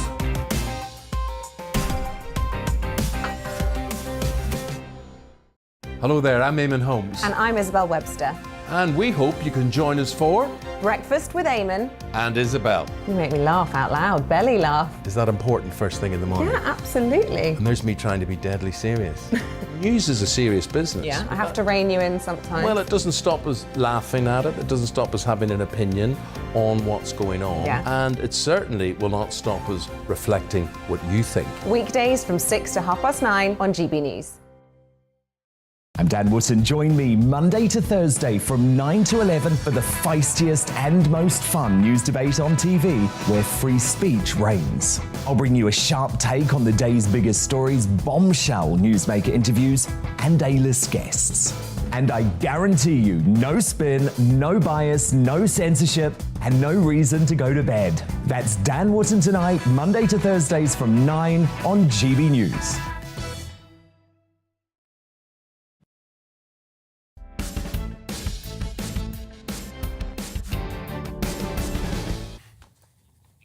Welcome back to the Political Correction, and loads of you getting in touch as ever. Rod here says, hi, I'd love to see your royal commentator knit the glue that held the Commonwealth together. Needles at the ready. And on P&O, Alan asks, is it possible for another company to take over the ferry service from P&O buying their ferries? Well, I guess if P&O put it up for sale, or unless the government decided to hand it over to another operator, it's probably not going to happen. One you won't like here, Paul, I think, from Graham, who says, what was the point of consulting with the RMT, who've made P&O uncompetitive? The workers are getting 130% of their annual salary, much more than they get a statutory minimum or the company has to pay. Force P&O to take them back and the company will be gone along with the other 2,000 jobs. What do you make of that? Well, I think Graham would probably not be saying that if either one of those people had just been sacked on the spot and told that his services weren't wanted anymore because he's going to be replaced with cheaper labour. So I think it's easy to say that if you're not in that situation. But to argue, frankly, that the RMT have made the company uncompetitive when these people don't earn fortunes in the first place, and, you know, we've had the pandemic and that kind of thing, I think is to lay the blame at slightly the wrong door, I have to say. Breaking news here on GB News. Trade unionists defends trade unions. Yeah, well, whatever next. And on the cost of living, Richard says, when will someone talk about the injustice of using percentages to solve the cost of living crisis? If the cost of living goes up, say, 5%, if that was equal to 5% of your old age pension, that would be fine, but it's not true. Your costs go up by over 20%. So the simple fact is, if you use percentages, only the well-paid benefit. I'll keep your views coming in, and there is still time to send us your favourite political movies. Which one do you think deserve an Oscar? We'll read those out later on. Now, Sunday is a special day for Christians, but we acknowledge that faith comes in all shapes and sizes. So each week here on The Political Correction, we aim to talk to someone at the heart of his or her community to talk about what brings us together, in other words, our common ground. And joining us to discuss the big stories of the day is Father Nadim Nassar, Anglican priest from Syria and director of the Awareness Foundation. Thank you for joining us this morning from your absolutely glorious, glorious church there. So, first thing I understand that it'd be, you know, ridiculous of us not to discuss is what's going on in Ukraine. Many people and many commentators and political analysts, they compare Ukraine with Syria, and they compare the destruction, the Russian role and the involvement. But I want to shed light on war as evil. There is in no way, no war is justified after we are in 2022, to say that we have no skills to talk with each other and solve our problems in dialogue, in civilized manners, without imposing such incredible agony, suffering on millions and millions of people again and again and again is unacceptable for me. Because of that, I blame the East and the West. Both I blame, because even until now, if we have no mechanism, no skills, no human ways to avoid what happened in Syria and what is happening in Ukraine and what is happening in Yemen, in Libya, in South Sudan, in Ethiopia, you name it. If we have still no skills, this is a disaster. But I think we do have the skills, but at the moment, our wars are economy. And the whole world, the economy of the world is based on war, not peace. And because of that, we see again and again and again, especially in Europe, we should know more than ever and more than anyone else in the world, the disaster of the war and how we develop our skills to prevent this inhumane thing that happened in Syria or Ukraine. This is totally unacceptable, and I blame the politicians in the East as well as I blame the politicians in the West. Do you think that there will be a negotiated peace settlement between Russia and Ukraine? After what? After we added millions on the number of refugees, which is already sky high. We added millions, we added more death, more injured people, more destruction. After what negotiation? This negotiation should have taken place between Europe and Russia and the United States and China before we subjected the people of Ukraine to such inhumane suffering and unnecessary, totally unnecessary suffering, what is going on there. Now it is, I think, for me, negotiation should have taken place in a different way before, not now. What do we say to the people of Ukraine? It's okay, your people died. It's okay that your country is devastated. It's okay that we added to the world 2 or 3 million refugees. This is incredible for me. Coming from Syria, looking at my country devastated by war, devastated by weapons, we sold weapons in this war, the war in Ukraine. We sold equipment, military equipment. Our economy is based on arm business, and this is the heart of the matter. Well, Father Nadeem, I think one of the things that we're seeing on a more positive note is just how well communities have come together to support Ukrainians who are fleeing. What sort of work are you seeing going on in your own community? Well, we are opening our arms to everyone, and it seems, Diana, that people or communities have developed peace-building skills and generosity and hospitality skills more than our politicians. Our communities are wonderful, but we need to stand up with our generosity, with our hospitality against the corruption of the politicians and say enough is enough. Enough refugees in the world, enough destruction in the world, enough developing arms and developing weapons and trillions of dollars business that's spreading all over the world. This is what is destroying this world. And our communities are picking the pieces with wonderful people I have seen in my community for years now. Wonderful people who give generously, and the hospitality is heartwarming for people we don't know, people we've never met, but they are in need. This is what God is about. God is about offering ourselves to those who are in need. But at the same time, we should be brave enough to stand up against corruption, stand up against economy that is based on selling and increasing the developing and the devastation of the most sophisticated missiles and bombs around the world. This has to stop. Mm-hmm. Well, Father Nadeem Nassar there joining us from his church in Wandsworth. I think we can all agree that this conflict has to end sooner rather than later to bring some peace and comfort to the Ukrainians. Thank you, Father, for joining us this morning. Thank you very much, and happy Mother's Day. We celebrated God as a mother, and this is what we should reflect the mother's quality of compassion, of love, of bringing people around together in peace and in harmony. This is what our humanity is about. It's not about killing each other, and it's not about devastating and destroying each other. This is God's message to us today, that mother is, and motherhood is the symbol of peace and harmony and self-giving. Thank you for having me, and God bless you. Thank you. Now, Gareth Southgate has questioned whether boycotting the World Cup in Qatar this year would achieve anything.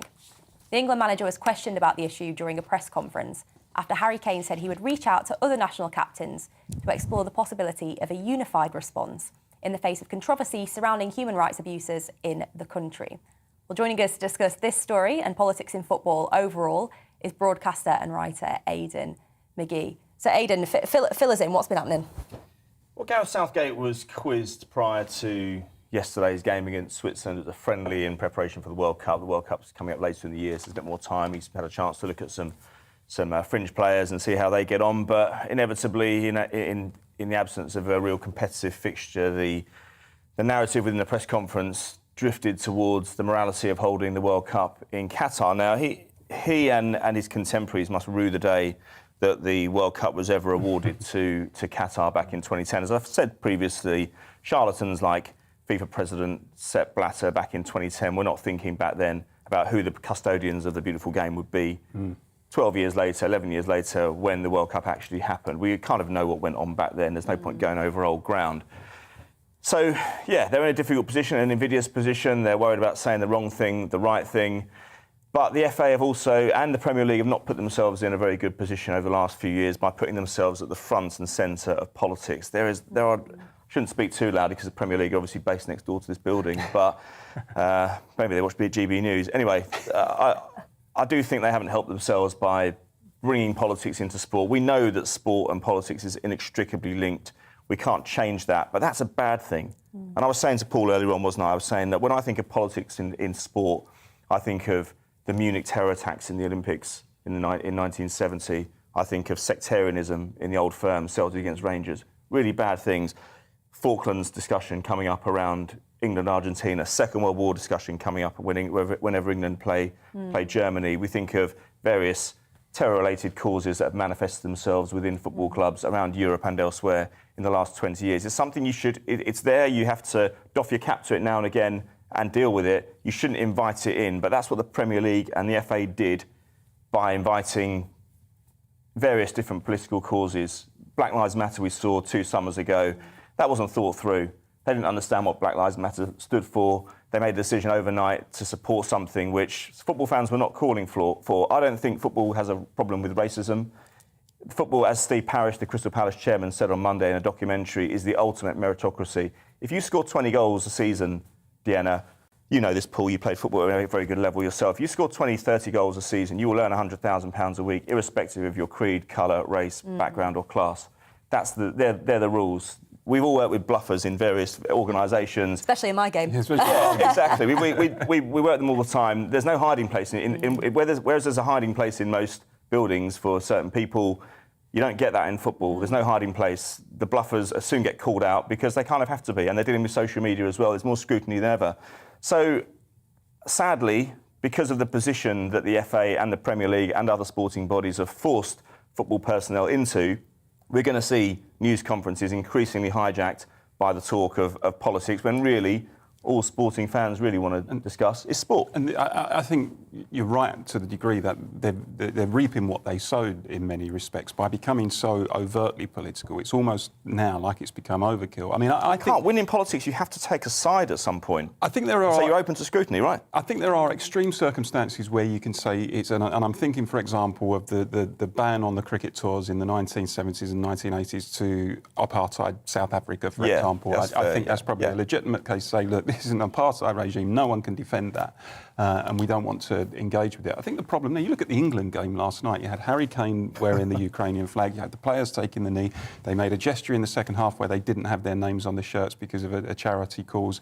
The microphones interviewing them at the end had political slogans on them, and I think, I don't know if you agree, do you think fans are getting this where they just think this is just becoming a bit too much, it's overkill now? Yeah, of course it's overkill. No football fan ever said, you know what, football's a bit drab, we should have a bit more politics involved in football. Keep politics for certain areas of life. Yes, we know it goes into football, we know it goes into sport in general, but nobody was calling for a match. Yes, they feel as if they're being preached to. They feel as if they're going to a match and the event is being taken over by something different. But the problem is, once you've placed yourself at the front and centre of politics, very, very difficult to reverse from that, because people start... Then you get the other side of the argument saying, well, actually, hang on, I thought you stood for this. I thought you stood for that. Why are you doing a reverse ferret on that? And it's best to keep out of it. The Premier League back in the 90s, I remember when Robbie Fowler celebrated a goal at Anfield and he displayed a T-shirt in support of the Dockers. OK, it seemed a very worthy cause, and everyone criticised the Premier League, actually, and the FA for saying we don't want political slogans on shirts. By the way, those rules still exist in the subsections of the FA rule. And Celtic have been fined by UEFA, the governing body in Europe, for their fans displaying the Palestinian flag, for example. So surely it should be all flags or no flags. Pep Guardiola was picked up in 2018 for displaying the yellow ribbon in support of the Catalan cause. Obviously, he's linked with Barcelona, obviously legendary coach there and played for them, etc. So, just bringing it back to Robbie Fowler again, everyone poured scorn on the Premier League and the FA for saying no politics, but I can, with 25 years of reflection on that, and I appreciate that it is a long time, I haven't been thinking about it every day in those 25 years, I must say, but I can understand why they did it. Because you look at Richard Scudamore, the previous Premier League chairman, he did a lot of things wrong and he chased money a lot of the time, but one of the things he did was he decided that no political cause was going to use the Premier League's reach and everything they've achieved over 20 and 30 years to further their cause. This is not football related. I don't believe it belongs in football. Yes, it's inextricably linked, but you don't invite it, because when you do, you invite trouble. Well, there we go. Settled, I think. And again, I think we all agree. This is twice today on the show now that have to change that. politics is settled. Well, don't worry. We'll be back having rows next week. It's all fine. Now, ahead of the 94th Academy Awards taking place in Los Angeles tonight, we've been asking you, our viewers, to send us your favourite Oscar-worthy political films. So let's have a look at some of these. Now, what have you got, Paul? Well, David says this is not a film so much, it's a novel, and it was, I remember it was a series on Channel 4, A Very British Coup, and the series featured the wonderful Ray McAnally in the role of a socialist Prime Minister. It was brilliant, I have to say, so that is a good call from David. Well, you just mentioned the word socialist, so of course you'd find it brilliant. Naturally, yeah, there you go, you should watch it. I will. And we've got John Raymond here saying Argo about the US-Iran hostage crisis. A great movie. That is a great movie, actually. I haven't seen that one, I must say. And John says The Parallax, which was a film starring Warren Beatty. Again, I haven't seen. I've seen one Warren Beatty political film, which was Reds, which was set during the Russian Revolution, which is which I quite like as well. Shockingly. Come on then, Paul. What about you? What would you say your favourites are? I think there's a couple. There's The Bridge of Spies, which was a Cold War movie, which was Tom Hanks and Mark Rylance, which I thought was an excellent film. And you're not going to like this one. Another one, my tip-top political film, was Brassed Off, which was set in the early 90s. Pete Postlethwaite and Stephen Tompkinson, which revolved around the story of the Tories closing the mines, Vienna. And it was passionate, and you saw the solidarity and the hardship that it caused. And if you haven't seen it, go and watch it. I will. On that vein, though, I mean, it has political undertones more so than being a political film. One of my all-time favourites is Billy Elliot. Obviously, you've got the miners' strikes as the background to that. And I'm really gutted I never got to see the musical, but I know all the songs to it, you know, Merry Christmas, Maggie Thatcher and all that, On stage, yeah, it was good. My favourite was probably, I know you didn't ask me, but I'm going to chip in. That's all right, Ethan, you're here. There was a biopic about 15, 20 years ago, Margaret Thatcher with Meryl Streep. Oh, the Iron Lady. Yeah, I thought that was quite good, and it kind of detailed the stuff we didn't really know about Margaret Thatcher, about the dementia and the Alzheimer's that set in towards the end of her life. And there's something I experienced myself with my father after my mum died, my dad longed for my mum. He used to call upstairs looking for her. Gosh. You know, a couple of years after she died, and you saw Margaret Thatcher doing that with Dennis. And regardless of your political persuasion, it was difficult not to put yourself in that moment and appreciate what she was going through. Yeah, and it's well played as well by Meryl Streep. I think she won great acclaim, actually, for Meryl Streep for the Absolutely, way yeah, yeah. Top actress. But one I think we need to mention, which I don't know if you've seen, was Adam McKay's Vice. No. About Dick Cheney. It was Christian Bale playing Dick Cheney. It's a really interestingly kind of shot movie, very Adam McKay.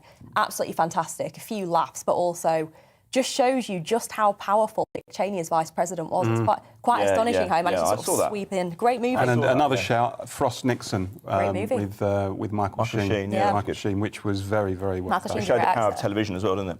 Yeah. Yes. Cool. And I think TV, we've got to give it an honourable mention to the thick of it, haven't we? Oh, that's fantastic. More like a documentary on how not to do politics. You know, Yes Minister. There we go. Yes Minister was considered. Margaret Thatcher actually said, and a number of Tory ministers back in the 80s said it was a real true depiction of how Whitehall really works, and so I think the thick of it was probably the same. I think the thick of it is probably about the same. Now, you've been watching The Political Correction. Join us again next Sunday at 10 a.m. for more discussion, debate and analysis of the week's biggest political stories. And up next, it's the wonderful Alistair Stewart.